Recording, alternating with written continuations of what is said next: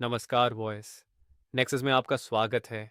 अगर आपको कहानियाँ सुनना पसंद है तो चैनल को सब्सक्राइब ज़रूर करें। सब्सक्राइब करके हमारी हेल्प कर सकते हैं। आज सुनिए कहानी जिसका शीर्षक है मेहनत का फल।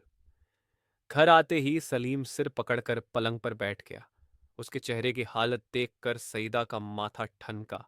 उसकी हालत बता रही थी कि कोई ऐसी बात ज़रूर हुई है जिसने उसे परेशान कर दिया है। क्या बात है? बहुत परेशान दिखाई दे रहे हो। सईदा सलीम की बगल में जा बैठी और धीरे से बोली। बीवी की आवाज सुनकर सलीम चौंका। उसने उसे देखा और बोला, ऐसा लगता है परेशानियां हमारा पीछा नहीं छोड़ेंगी।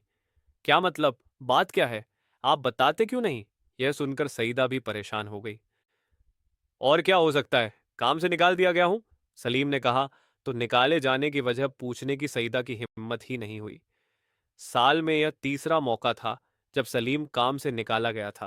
दरअसल सईदा को लगता था कि अगर सलीम ऐसे ही नौकरी में रहा तो उम्र भर उसके साथ यही होता रहेगा। सलीम शादी से पहले ही छोटी बड़ी दुकानों में काम करता था। वह अपने काम में होशियार था। मालिक भी उसके काम से बहुत खुश रहता था। पर इसके बावजूद किसी भी छोटी मोटी भूल पर कभी कभी बिना वजह ही उसे काम से निकाल दिया जाता था। इसमें सलीम का कोई कसूर नहीं होता था। कसूर होता था मालिक की नीयत का। मालिकों को यह डर रहता था कि एक खास मुद्दत तक काम करने के बाद सलीम पक्का मुलाजिम बन जाएगा और फिर उसे पक्की नौकरी की सारी सहूलियतें देनी पड़ेंगी। इसलिए इस मुसीबत को गले बांधने से पहले ही उसे काम से निकाल दिया जाता था। मालिकों के दिल में यह डर सलीम की लियाकत और पढ़ाई को देखकर पैदा होता था। उन्हें लगता था कि कम पढ़े लिखे आदमी को अगर वे 10 साल तक अपने यहाँ नौकर रखें और सारी सहूलियतें न भी दें, तब भी वह उनका कुछ नहीं बिगाड़ पाएगा। पर सलीम के मामले में ऐसा मुमकिन नहीं था। ये सोचकर वे उसे पक्का होने से पहले ही निकाल देते थे। ठीक है, सईदा ने प्यार से सलीम के बालों में हाथ फेरते हुए कहा, अब चिंता छोड़िए, जो होना है वही होगा। हर बार जो हुआ इस बार भी वही होगा, इसलिए चिंता करने की क्या जरूरत है। चलिए, खाना खा लीजिए। बीवी सईदा की बात सुनकर सलीम उठा और हाथ धोने के लिए चला गया। हर बार कोई अलग बात नहीं होती थी। हफ्ता 10 दिन या कभी कभी एक आध महीना सलीम को बेकार रहना पड़ता था। फिर नया काम ढूंढना पड़ता था। काम मिल ही जाता था। इस बात को एक हफ्ता हो गया था। रोज सवेरे नौकरी की तलाश में सलीम बाहर जाता और शाम को थक हार कर वापस आ जाता। एक बात कहूं, एक दिन सईदा सलीम से बोली। हाँ बोलो। ऐसा कितने तक चलता रहेगा? जो कुछ आपके साथ होता है लगता है कि उम्र भर होता रहेगा। आखिर इस नौकरी नुमा गुलामी से क्या फायदा जिसमें हर पल नौकरी जाने का डर बना रहता है। आप ऐसा कोई काम क्यों नहीं करते जो गुलामी की जंजीरों को हमेशा के लिए तोड़ दे और हमारे मन से ऐसा डर भी निकाल दे। ऐसा क्या काम हो सकता है? आप अपना ही कोई छोटा मोटा कारोबार शुरू कर दो। कारोबार शुरू करने के लिए हमारे पास पैसे कहाँ हैं? सलीम सईदा की आंखों में झांकने लगा। पैसे तो नहीं है, पर 15 से 20 हजार रुपए में भी तो काम शुरू किया जा सकता है। ऐसा कौन सा धंधा हो सकता है? आप कपड़ों की दुकानों पर काम कर चुके हैं, आपको तो ये अच्छी तरह मालूम है। हाँ, सलीम ने कुछ सोचते हुए सईदा से कहा, अगर आप कट पीस कपड़े लाकर बेचें तो उसमें हमें इतने पैसे मिल जाया करेंगे कि हमारी गुजर बसर हो जाए। ख्याल बुरा नहीं है, पर कपड़े बेचेंगे कहाँ? कोई दुकान तो नहीं है। धंधा फुटपाथ से भी शुरू किया जा सकता है। सईदा की बात सुनकर सलीम सोच में डूब गया। दूसरे दिन सलीम एक ऐसी दुकान पर पहुंचा जहां कमीजों के कट पीस मिलते थे। 10 हजार रुपयों में अच्छा खासा कपड़ा आ गया। उसे 60 रुपया प्रति टुकड़ा पड़ा था। शाम को एक भीड़ भरे रास्ते के किनारे वह दुकान लगाकर बैठ गया। 100 रुपए में कमीज का कपड़ा है भाई, 100 रुपए में। सलीम आवाज लगाता रहा।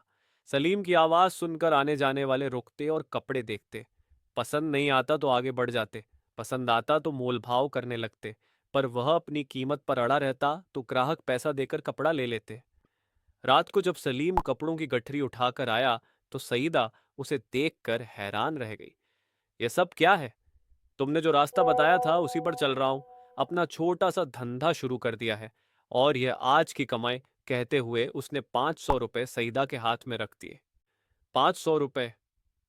सईदा हैरानी से बोली। जी हाँ, सलीम हंसकर बोला। शुरुआत तो अच्छी है, आगे देखो। दूसरे दिन जब सलीम उसी जगह पर दुकान लगाने लगा तो एक आदमी ने रोक दिया। तू इधर दुकान नहीं लगा सकता। क्यों? सलीम ने पूछा। इधर मेरी दुकान लगती है। तुम्हारी दुकान यहाँ नहीं, सामने लगती है। मतलब वही है, एक जगह दो दुकानें नहीं लग सकती, एक जगह 10 दुकानें भी लग सकती हैं। ग्राहक माल उसी दुकान से खरीदेगा जहां उसे पसंद आएगा या सस्ता मिलेगा। तू जाता है यहां से या मजा चखाऊं? वह आदमी हाथापाई पर उतर आया। सलीम को भी गुस्सा आ गया। मार पीट में दोनों को चोटें लगीं। राह चलते लोगों ने बीच बचाव किया। सामने वाला कमजोर पड़ रहा था, इसलिए यह कहता हुआ चला गया, मैं तुझे देख लूंगा। उस दिन भी सलीम ने 400 रुपये कमाए, पर उसे यह अच्छा नहीं लगा कि उसे इस काम के लिए किसी से झगड़ा करना पड़ा। दूसरे दिन जब सलीम दुकान लगाने लगा तो एक दादा किस्म के आदमी ने उसे रोक दिया। तू यहां दुकान नहीं लगाएगा? क्यों? आपको क्या परेशानी है? बोल दिया ना, यहां दुकान नहीं लगाएगा का मतलब है नहीं लगाएगा। ये मंगल दादा का हुक्म है। यहां पहले से अपना एक आदमी दुकान लगाता है। तू बहुत दादा बनता है क्या? हमारे आदमी को धमकी देता है। इस शहर में रहना है या नहीं? लेकिन मंगल दादा, मेरी दुकान लगाने से उसके धंधे पर कोई। फिर होशियारी बताई। कहते हुए मंगल ने उसे एक घूंसा लगाया तो उसे भी गुस्सा आ गया। उसने भी मंगल दादा को घूंसा लगा दिया। मार खाकर मंगल दादा को गुस्सा आ गया। वह उस पर टूट पड़ा। सलीम ने भी बराबरी का जवाब दिया। मंगल दादा कमजोर पड़ जाता, लेकिन उसके 4-5 साथी आ गए और वे सब उससे उलझ गए। सलीम को बुरी तरह चोटें आईं। अच्छा, आज तुझे माफ कर दिया, अब जिंदगी में मंगल के मुंह नहीं लगना, कहता हुआ वह चला गया। सलीम कराहता हुआ घर आया। उसकी हालत देखकर सईदा रोने लगी। इस सब की जिम्मेदार मैं ही हूं। मैंने ही आपको यह धंधा शुरू करने की सलाह दी थी। 2 दिन तक सलीम घर से बाहर नहीं निकल सका। दोस्त, रिश्तेदार मिलने आते तो सलीम को सारी कहानी सुनानी पड़ती। क्या मंगल दादा और उसके साथियों ने आपको मारा? सलीम के साले फारूक ने सुना तो गुस्से से बोला, मैं उसे देखता हूं, जो हुआ भूल जाइए। आप फिर दुकान लगाइए, कोई भी आपको नहीं रोकेगा। तीसरे दिन सलीम फिर वहां पहुंच गया और दुकान लगा दी। थोड़ी देर बाद मंगल दादा आया और बोला, अरे सलीम भाई, आपने पहले क्यों नहीं बताया कि आप फारूक के जीजा हैं? वरना बात यहां तक पहुंचती ही नहीं। मैंने जो कुछ किया उसकी माफी चाहता हूं। फारूक मेरा बचपन का दोस्त है। मेरी वजह से फारूक के जीजा को दुख हुआ, मेरे लिए यह बड़े शर्म की बात है। आज के बाद कोई भी आपकी ओर आंख उठाकर नहीं देखेगा। मैंने उस आदमी को भी भगा दिया है जो पहले वहां दुकान लगाता था।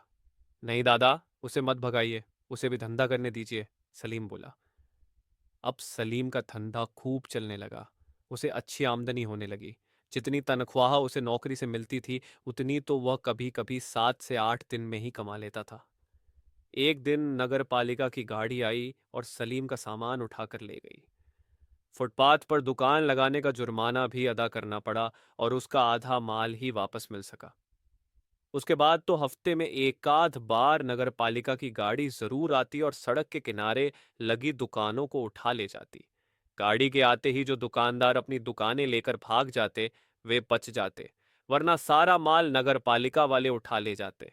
कभी सलीम गाड़ी के आते ही अपनी दुकान का माल उठाकर भाग जाता और कभी उसका माल पकड़ा जाता, जिससे उसे काफी नुकसान उठाना पड़ता।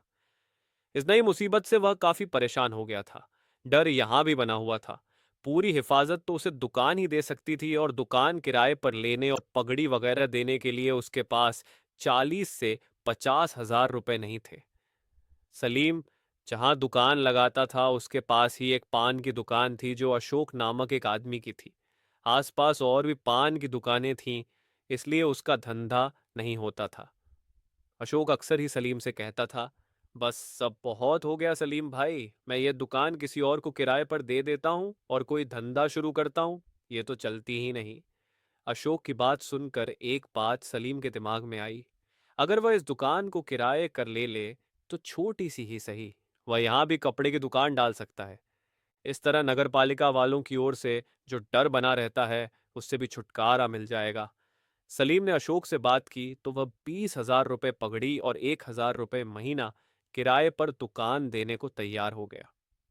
सलीम के पास इतने पैसे तो नहीं थे, पर जब यह बात सईदा को मालूम हुई तो उसने अपने जेवर उसे दे दिए। आप इन्हें बैंक में रखकर कर्ज उठा लीजिए और किसी भी तरह उस दुकान को किराए पर ले लीजिए। आखिर सलीम ने वह दुकान किराए पर ले ही ली। थोड़ी सी रद्दोबदल के बाद उसने कपड़े की अपनी छोटी सी दुकान शुरू कर दी। दुकान के बाहर सलीम कट पीस रखता था और अंदर थान। वह वाजिब दाम लेता था। जब लोगों को मालूम हुआ कि उसके पास दूसरी दुकानों से काफी सस्ते कपड़े मिलते हैं तो लोग उसी से कपड़े खरीदने लगे। इस तरह उसका धंधा खूब चल निकला।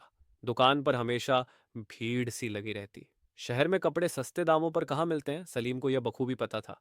पर साथ ही साथ वह सीधे मिलों से भी कपड़ा मंगवाने लगा।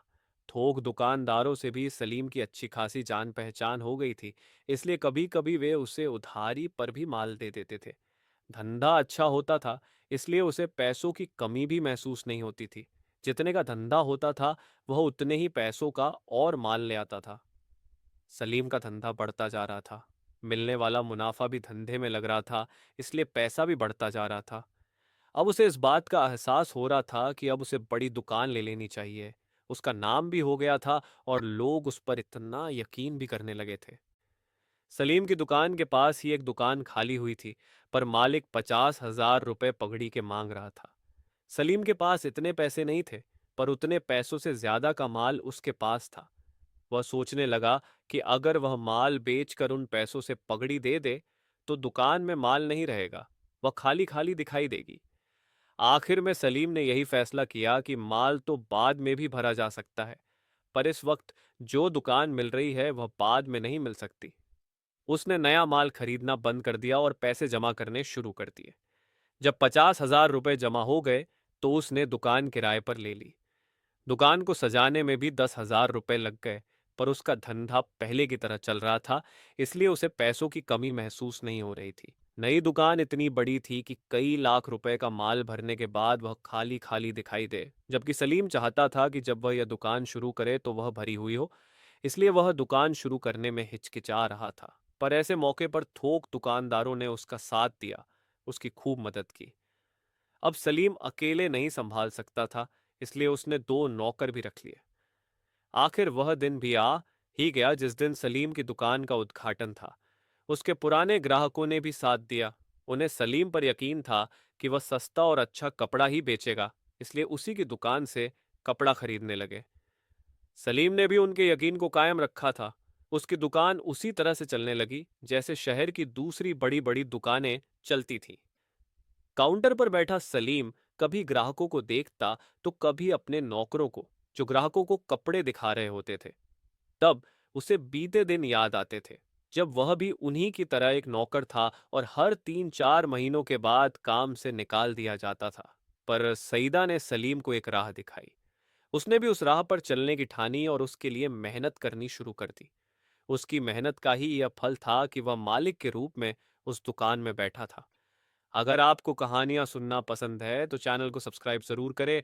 वीडियो को लाइक एवं कमेंट करके अपना सुझाव दें। सब्सक्राइब करके हमारी हेल्प कर सकते हैं। धन्यवाद।